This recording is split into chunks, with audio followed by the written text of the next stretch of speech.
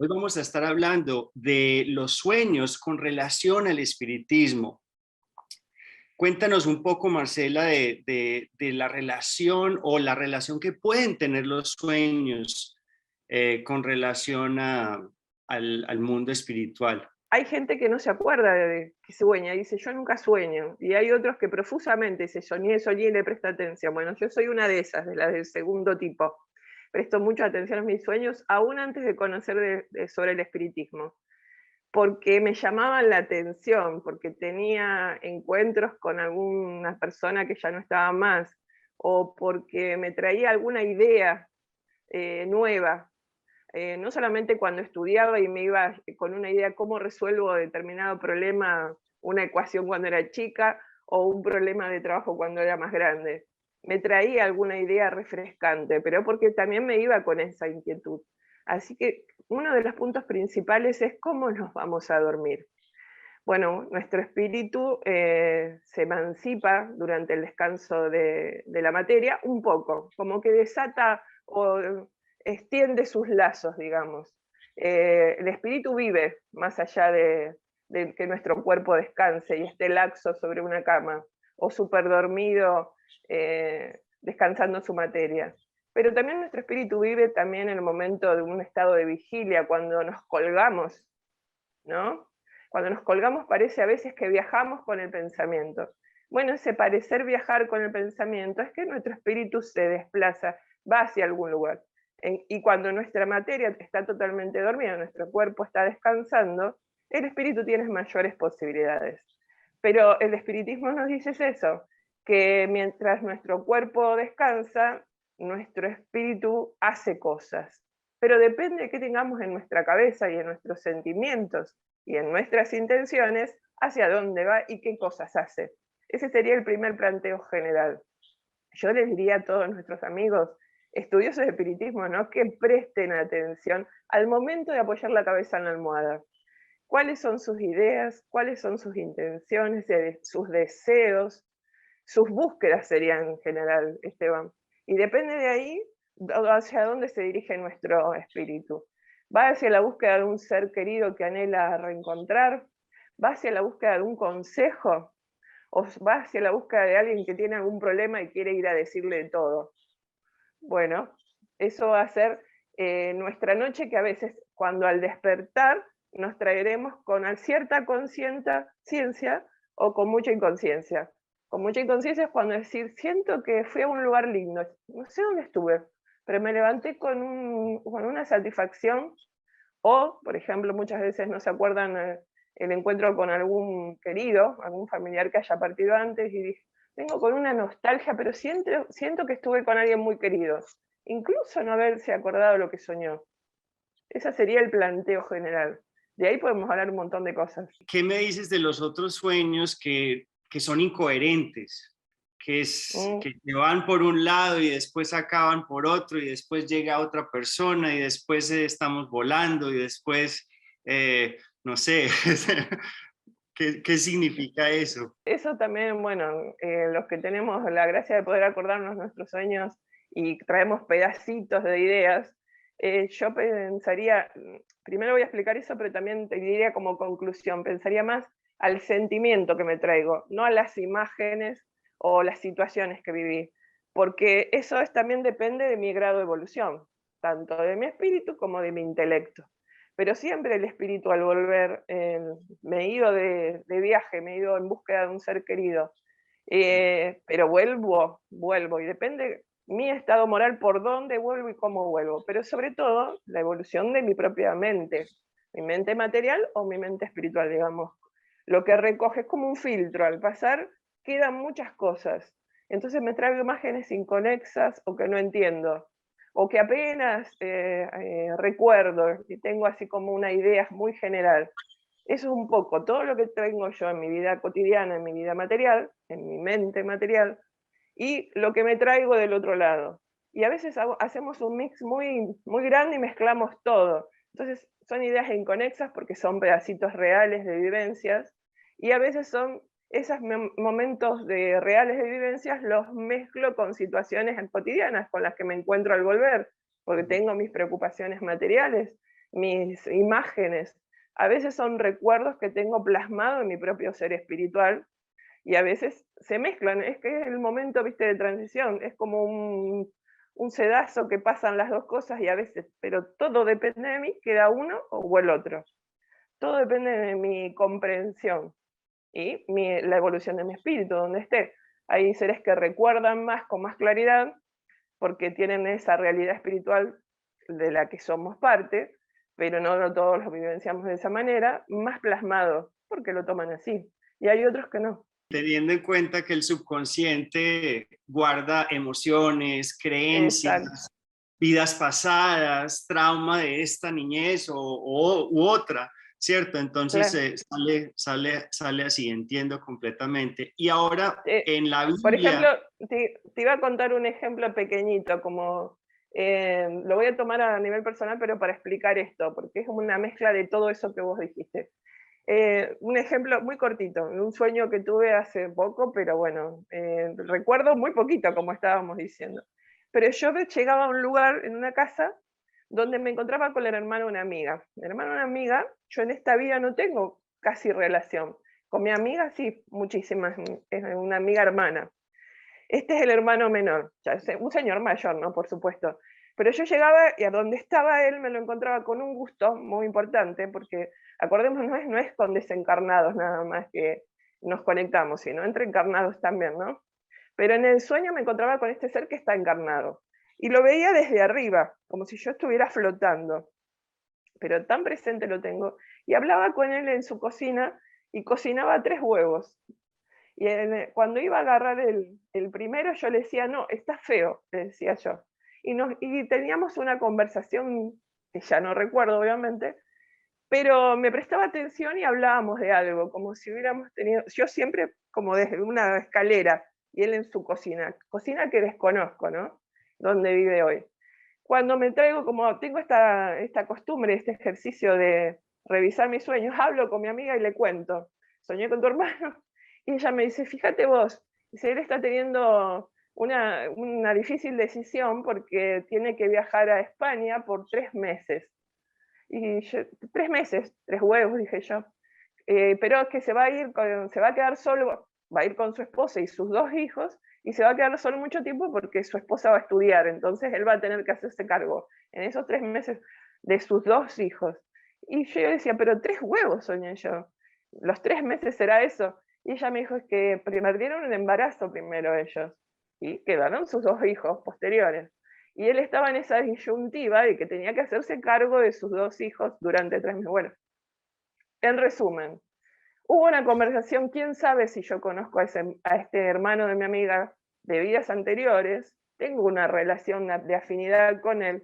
Él estaba pasando una disyuntiva, me acerqué por afinidad y tuvimos esta conversación. Yo le decía, ojo con el primer huevo, pero presta atención porque cocinaba un omelette, algo así con los 2 restantes.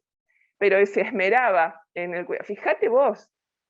Y sin embargo tuvimos un encuentro espiritual. De eso es lo que nos señala el espiritismo, que aprendamos a distinguir a aquellos que están plagados de nuestra problemática actual, que distingamos las relaciones del pasado, que a lo mejor no se dan en el presente, como en el caso que te digo del hermano de mi amiga, pero que somos capaces de tener esos encuentros. Pero todo depende de nuestras intenciones y de nuestro estado de comprensión. y en la Biblia ya hemos sabido de varios, digamos, en Hechos, cuando Pablo sueña de un espíritu de Macedonia, ¿cierto? Macedonio, que le dice que vaya a Macedonia a hablar de Jesús y del cristianismo, ¿cierto? Eso pasa mucho como premoniciones, como mensajes de los guías, ¿cierto? De nuestros mentores, de qué hacer. Pero he visto que hay diferentes tipos. Veas esto o esto está sucediendo en el presente, pero también hay de esos que esto es lo que te va a suceder en el futuro. ¿cierto? Ujú. Personas, digamos, esta semana, justo esta semana me estaba llamando una persona diciendo, mire, lo que pasa es que mis sueños se convierten en realidad y me da mucho miedo, me da mucha ansiedad porque no sé qué decir. Si veo a alguien que se cae en una moto y le digo, salgo yo como loco y me tildan como loco, y si no digo, sucede. Entonces, son esos tipos de sueños también que nos sucede y hay una, no sé, hay, hay algo, el por qué en ese sentido. En esto que nuestro espíritu se desprende un poco de nuestra materia y viaja, tiene las aptitudes de ese espíritu, porque en la vida espiritual más desprendida de las densidades de la materia e incluso de las preocupaciones de nuestra vida cotidiana, nos reencontramos con quienes somos en verdad. En ese viajar, quizás miramos desde más lejos, no desde más adelante, porque cuando comprendemos, por ejemplo, pensemos en este mundo que somos una hormiguita, ¿no? Como siempre decimos. Pero los espíritus superiores nos ven desde mucho más arriba, ven el panorama más completo, ¿no? Pensémoslo con el tiempo más completo también. Podemos ver desde más lejos la problemática y podemos entonces abarcar más espacio, no ver el momento actual, sino un poquito más adelante, es como cambiar la perspectiva. Nuestro espíritu también puede hacerlo de acuerdo a su grado evolutivo, como dijimos antes. Fíjate en el ejemplo que contaba antes, yo quizás, no porque yo sea guía ni nada, pero quizás ese muchacho que digo yo, el hermano de mi amiga, digo, soñé con alguien que me dio una idea de algo que está por venir. Bueno, yo en el caso que fui la soñadora, no tengo ni idea si él me vio como un monstruo, cómo se lo llevó, o como un buen amigo, ¿no? Pero el que ve esos sucesos que, mira, esto lo soñé anoche y está pasando ahora. Eh, Como para Pablo, fue una preparación. En el caso de Pablo fue un aviso. Seguramente él se recordó, ve a Macedonia. Pues ya sabemos la historia de Pablo, no lo queremos detallar, sino traerlo a nuestra vida, ¿no? Ideas nuevas para resolver un problema, pero sobre todo para prepararnos a nosotros mismos. En el caso de un accidente, un deceso, una partida de alguien, un ser querido, soñé que esta cosa, tengo miedo que suceda. Pero es una preparación que Dios permite en la libertad total de nuestro ser, porque nos deja a cada uno libres para soñar lo que querramos, ¿no? Como dijimos esto, para ir en busca de lo que deseamos o de lo que anhelemos. Siempre es una preparación y un aprendizaje. En el caso de aquellos que tienen esa sutilidad de poder ver un poquito más adelante porque se alejan con más facilidad, es preparación para ellos, no es solamente para dar aviso a los demás. Pero quizás para los demás también es acompañar, que, por ejemplo, en la partida o el deceso de un familiar, empezar a hablar con esa familia, qué piensan de la muerte, cómo piensan en la vida, creen en la vida espiritual, en el más allá, para el caso de que no lo hayan considerado nunca.